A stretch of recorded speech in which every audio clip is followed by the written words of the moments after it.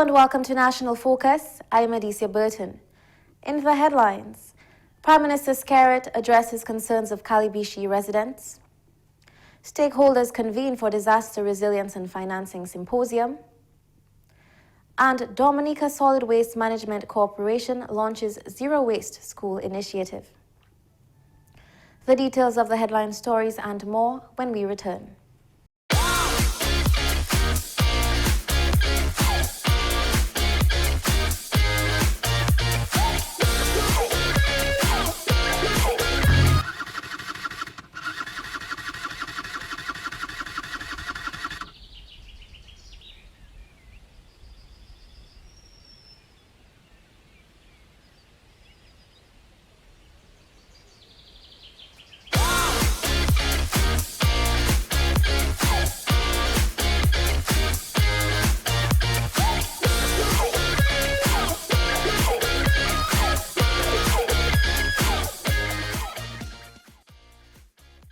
Ride safe, wear a helmet, safer roads in the nature aisle.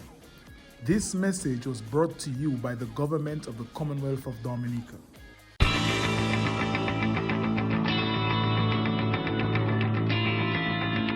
Welcome back. With a reputation of being a people-centered government, Prime Minister Honorable Roosevelt Skerrit, along with other members of Cabinet, visited Calibishie on Wednesday to address concerns in regards to the construction of the Calibishie Primary School, which is set to commence soon. Residents recently raised concerns about the placement of the new school and how it affects the village's playing field. The Prime Minister explained why the site was chosen for the construction. The whole idea behind this original thought was that, look, this playing field doesn't have any international or regional standards in terms of size and so forth. And it was felt that if you put the school at the front, you acquire some lands there, all of this shaded area would be government have to acquire lands. Okay? To give you what you call a regulation size football pitch. Football playing facility. Okay? So you could even have national matches or games rather played in Calibishie with that proposal. So yes, this current option will be taking some of your playing field, especially at the front, but it will also give you at the back more space to have a proper playing facility. And the intention there would be to have washrooms separately for the playing field, some stands, and so you have a much more improved playing facility. The Prime Minister stated that if they were to divert from the original plan, there will be a delay of construction for approximately 8 months. What's being proposed now is that you move the school to the back, all right, and you allow for the playing field to be in front there, but you will not get any additional space because you have limited space as you recognize. But what's going to happen now with this new suggestion to you now is that it's going to have a delay by about 7 to 8 months minimum. Okay, with that. So you have to understand that. So we have to move to another site in the meantime to start another school because we give priority to the Calibishie, knowing your particular challenge. So we give priority to the Calibishie to start above Siniku, above Tetmon, above Belvis-Chopin, to start because we know of the urgency there. This delay will allow for geotechnical studies and adjustments to the designs required before construction can begin. So the proposal there to resolve the issue, put the school at the back, but obviously you have to do more soil testing. That will take some time. You may very well have to change the engineering design based on the soil type there, and then therefore you're gonna have some delay in terms of the commencement of the school. If we really want to solve a problem, and I came here to solve a problem, and to hear from the residents, so there has to be a degree of reasonableness on everybody's part. Understanding, it's like when you build a house for yourself. When you build a house for yourself, there'll be inconveniences. You understand what I'm saying? If you build a road, there'll be inconveniences. You know what I'm saying? But eventually, when the road is completed, we have a better road.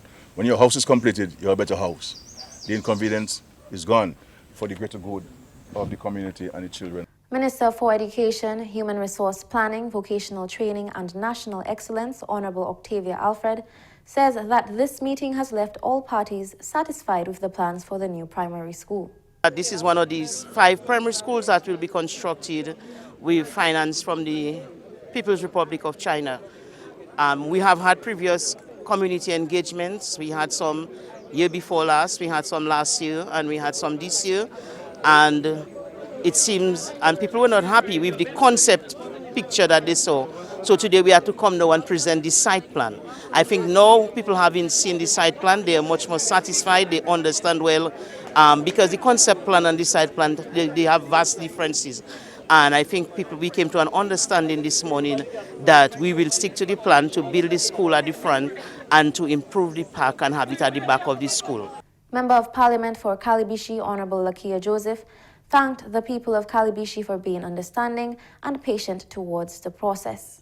They were not at all against the construction of the new primary school, but they just wanted a little better communication from the ministry and those in charge and those who have the information to explain to them exactly what the construction was going to look like, what it entailed, how the playing field was going to be cut, etc. So we got a sense of how they felt and what they thought, and they appreciated the fact that we came to them, gave them the information, they understood the plans a little better, and all in all we agreed for the school to be in the exact same location but just with their conditions. So we have come to common ground, and I want to thank the people of Calibishie extensively for their patience, their kindness and their gentleness toward the process. I know sometimes we get emotional and we tend to act out of anger, but the people, they're very reasonable, and we came to common grounds as to the construction of this primary school, and immediately we will continue the construction of the primary school, and in just about a year or over a year we will see the completion of the Calibishie primary school.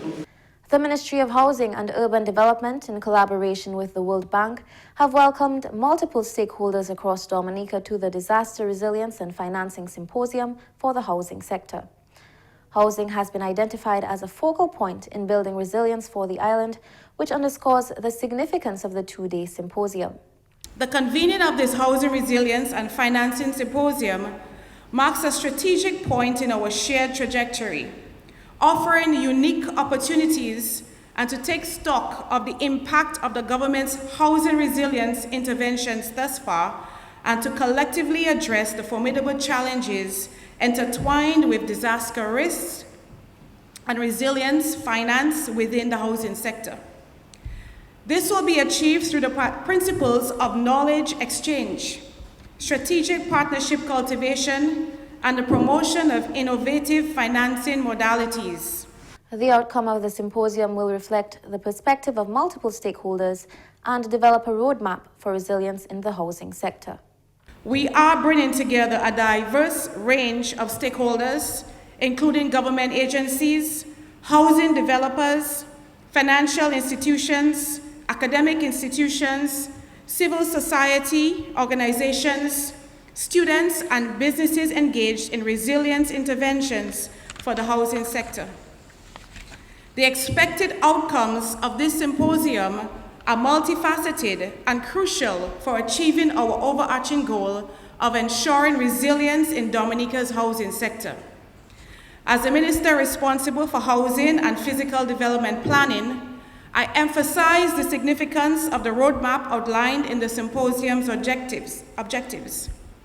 This roadmap, informed by knowledge exchange and experiences shared during the symposium, will outline critical priorities for building resilience in the housing sector to get to the time horizon of 2030, both from the physical resilience and the financial resilience perspectives. Senior Disaster Risk Management Specialist of the World Bank, Mr. Rashmin Gunasekera, highlighted the proceedings that will take place over the 2 days. As part of the symposium, there are 3 different ways we'll be able to do this. One, in terms of roundtable discussions. Another, in terms of the technical discussions that we would have not only from experts from Dominica, but also from globally as well. And where we could learn from our peers, the South-South knowledge exchange. But we can also learn from experience in Dominica itself from both public sector as private sector, and I would encourage you to kind of visit the exhibit booths downstairs that actually would showcase some of these innovations that I actually talked about. A number of initiatives have been developed by the Ministry of Housing and Urban Development, aligned with Dominica's transformative goal of becoming the first climate-resilient nation in the world. The ministry responsible for housing crafted and implemented several signature and novel housing revolution programs, such as the Modern Resilient Housing Developments, Housing Recovery Project, Sustainable Housing Solutions Project, the Kalinago Resilient Housing, Home Repair and Sanitation Program, and the Strengthening Homes Together, a do-it-yourself hurricane preparedness initiative that was initiated in 2023 to provide cost savings to residents to fortify their homes by supplying nails and hurricane ties at no cost to homeowners or home occupants.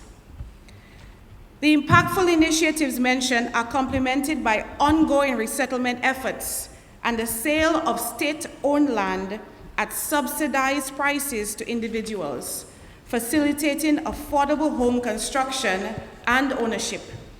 Permanent Secretary in the Ministry of Housing and Urban Development, Dr. Kira Paul, spoke to the status and impact of the housing interventions in Dominica. From the Modern Resilient Housing Program, we would have already housed approximately 1,000 families. We expect to house another 247 families. Under the Housing Recovery Project, we will house at least 450 families. So that takes the number quite a bit higher. We also had under the Sustainable Housing Project, which used precast concrete roofing and wall construction.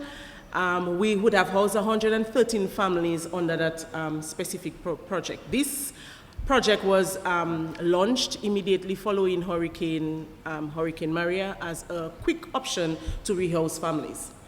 We have the Kalinago housing, resilient housing, that's being done for the NAO office with resources from the EU. This housing project in particular caters to the unique needs of the Kalinago people, considering some of the inclusive design features as well into the homes. And under this project, we've already handed over 36 homes out of a target of 50. The two-day symposium commenced on March 13 and will continue on the 14th at the Goodwill Parish Hall. You're watching National Focus. More when we return.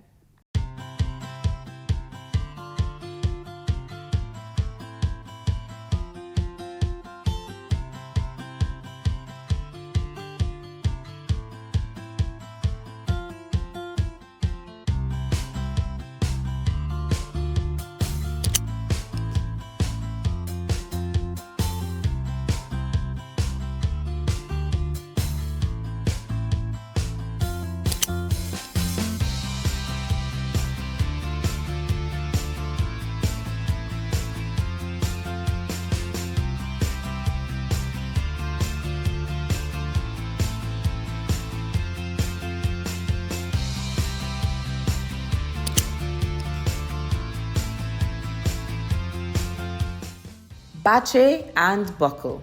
Safer roads in the Nature Isle. This message was brought to you by the government of the Commonwealth of Dominica.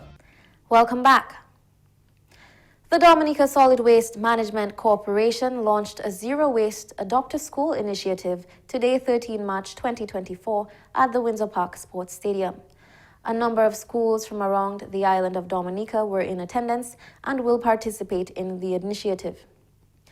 A number of businesses and financial institutions have pledged their support to participating schools. The Recycle OECS demonstration project is one that started off last year. It was launched in Dominica in June, where Dominica and Grenada are the only two Caribbean islands selected to run the Recycle OECS demonstration project. At the end of 2024, whatever it is that we model in relation to the project, the rest of the Caribbean islands have to follow. Dominica, one of the reasons that Dominica was selected to be the country to run the Recycle OECS demonstration project.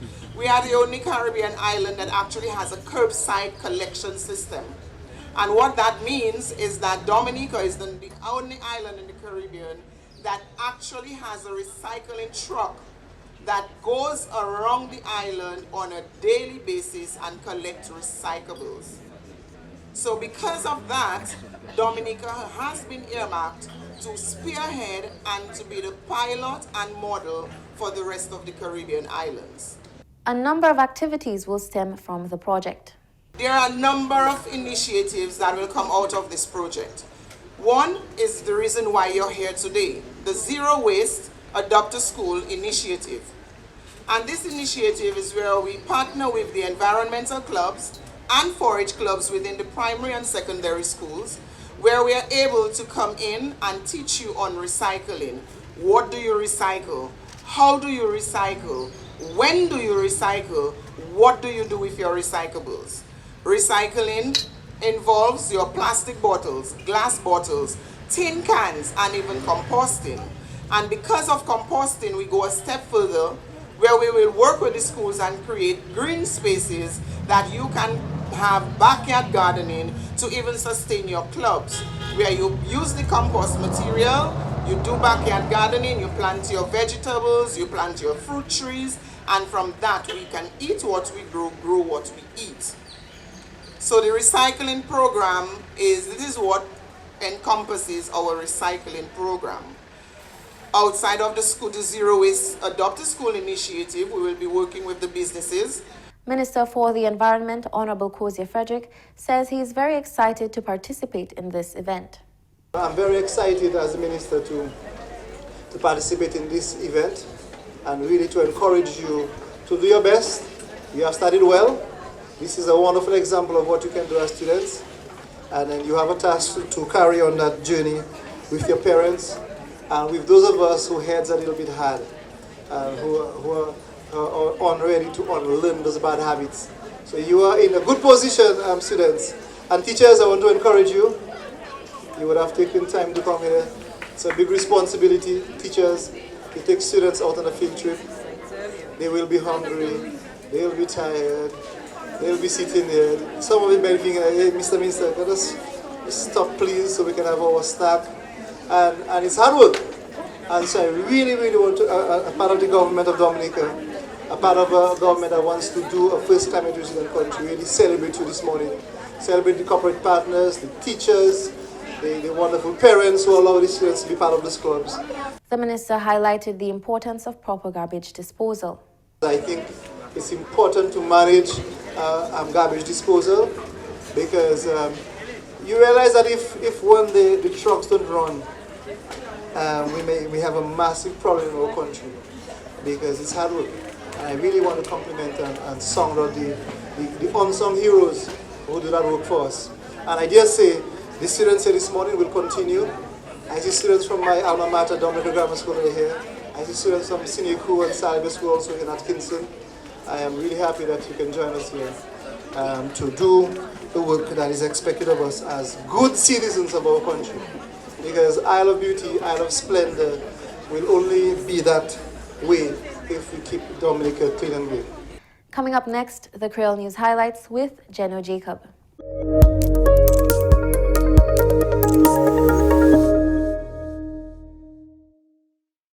Bienvenue à ce nouvel en créole, nom monsieur Jenno Jacob. Il y a un symposium pour faire et puis désastre, résilience et puis finance pour CAI pour place aujourd'hui en Goodwill Parish Hall. Officier ministre CAI et puis stakeholders, ça c'est département qui n'est le terrain en projet CAI, t'es là. Nous parlons et puis Dr. Kira Paul, permanent secretary ministre CAI et puis développement urbain. Nous avons un symposium, nous avons un PEP, nous avons gouvernement, nous avons private sector, nous avons development partners aussi, nous avons World Bank, nous avons Bill Change, nous avons autant development partners ici avec nous, avec ministry là. Nous là pour un jour et nous avons fini demain c'est un jour et demi pour parler contre ça qu'ils a fait, ça fait caille. Et ça nous n'est pour faire plus pour nous taper, pour nous arriver à First Climate Resilient Nation là, et pour nous, ça dit ouais, nous avons fait tout caille à Dominique, bon pour passer un hurricane. Il y a aussi parlé contre des affaires pour financer et puis insure caille. Nous voulons parler contre des affaires pour finance case, des affaires pour insure case, des affaires pour faire technique pour case, pour nous parler contre droit policy nous doit ni pour faire. Et comment nous ni pour faire case la primaire, les gens en dit case là. Comme ça le gouvernement a fait autant déjà. Nous ni plus nous dit nous avons fait 5,000 resilient et sustainable pour mon Dominique et nous presse 40%. Mais nous avons besoin du private sector là pour venir on board. Yo déjà fait, mais inhibitant yo ça fait plus. Comme ça nous ni pour faire bon partnership avec private sector. Même si c'est insurance company, même si c'est banks, même si c'est credit union, même si c'est business qui a vendu bitin, nous n'est pour garder comment nous ça fait bitin plus meilleur et nous ça aller plus vite. Dominica Solid Waste Management Corporation lancé un Zero Waste Adopt a School Initiative aujourd'hui. Ça prend place en Windsor Park Sports Stadium là. Dominique est exemple pour d'autres pays où ICS là avec pilot project ça là. Autant l'école qu'à Pompa et puis autant business qu'à supporter l'école ou en pays. L'école qui est décidée par les ordres et puis compost ça s'est fait filmer et puis les ordres qui ça pourri. Nous parlons et puis ministre pour l'environnement, honorable Kozia Frederick. Depuis le cyclone Maria, nous avons essayé de faire Dominique un pays qui ça ira créer climate resilient. Ça nous pouvons faire un pays après le cyclone Maria. Il y a un lot de débris tout partout dans le pays. So, nous, Solid Waste Management Corporation a essayé de nettoyer le pays. Et OICS a regardé nous, ils ont regardé ça nous avons fait. Ils ont vraiment mis un petit argent en Dominique pour Dominique faire un projet. Pour ça, c'est pour le monde même, en Caillou, les enfants de l'école, c'est l'école là. Point en responsabilité pour manager Zordis. Zordis là nous avons parlé contre. Nous avons parlé contre plastique, nous avons parlé contre la pour manger, nous avons parlé contre bagaille fait, nous avons parlé tout bagaille monde qui a fait construction, tout ça. Honorable Frederick dit c'est pas tout bitin qui n'est pour aller en landfill là en Ozo. Il ne pas regarder bien pour mener bitin qui ça été en commune là dans Ozo. So mon hot territoire Kalinago, mon hot Calibishie, mon hot Vécas, la plaine. Nous ça recycle ces bitins nous café. Moi quand chercher moi j'étais un jeune garçon, maman moi nous te fait ça. Nous te fait service vieux jerrycan là créer ça pour chaque globe. Nous te faire ces vieilles bouteilles là pour mettre l'huile, pour mettre vinaigre. C'est son bitin nous ça fait encore. Puis si nous avons bitin nous te faire ancien temps qui aide nous venir premier pays qui climate resilient. Moi content pour travailler avec ces enfants puis yo jeunes, yo les apprendre bitin, yo ni parents qui fait yo faire travailler le café, ils nous teacher ça c'est l'école là, un forage club là qui fait pas yo pour pas ni parler contre bagay zordis mais mettez la main pour faire travail. Ça c'est tout à ce nouvel en créole. Non monsieur General Jacob. Au revoir.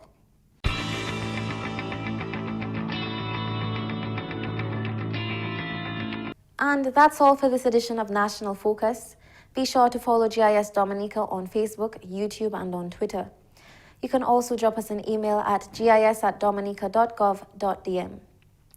From all of us here on the GIS News production team, I am Adicia Burton. Thanks for watching.